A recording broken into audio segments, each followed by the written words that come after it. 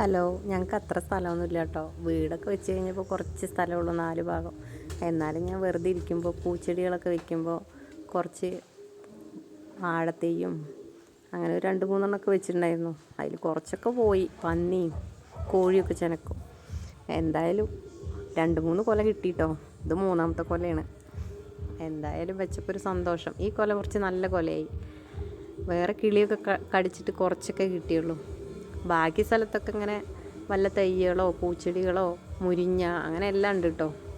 നെല്ലിക്ക കിട്ടിയിട്ടുണ്ടായിരുന്നു, നെല്ലിക്ക. അങ്ങനെ ഇത്തിരി സ്ഥലത്ത് കുറച്ച് സാധനങ്ങളൊക്കെ ഇങ്ങനെ വെച്ചു.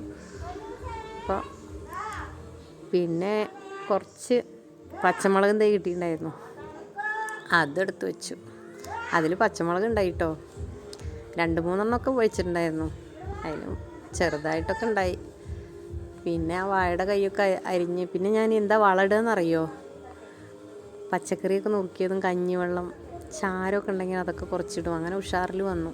മുരിങ്ങയൊക്കെ നന്നായി തളിർത്തുണ്ടായി. ചീര, അതുകൊണ്ട് കറി വെക്കാനൊന്നും എവിടെയും പോകണ്ട കേട്ടോ. എപ്പോഴെങ്കിലുമൊക്കെ മുരിഞ്ഞെടുത്തിട്ടോ ചീര എടുത്തിട്ടൊക്കെ നമുക്ക് കറി ഉണ്ടാക്കാം. അങ്ങനെ ചെറുതായി കുറച്ച് കടലാസ് പൂവിൻ്റെ ചെടിയുടെ ഇതൊക്കെ കുത്തിയതും കൊണ്ട് പന്നിയിലയും ഒന്നും മാന്താതിരുന്നു. അങ്ങനെ വാഴക്കൊല പഴുപ്പിക്കാൻ വിചാരിച്ച് അതവിടെ ഇരിക്കട്ടെ. എന്തായാലും 5-6 ദിവസം കഴിഞ്ഞ് അമ്മേനെ കൊണ്ട് ഹോസ്പിറ്റലിൽ പോകണം.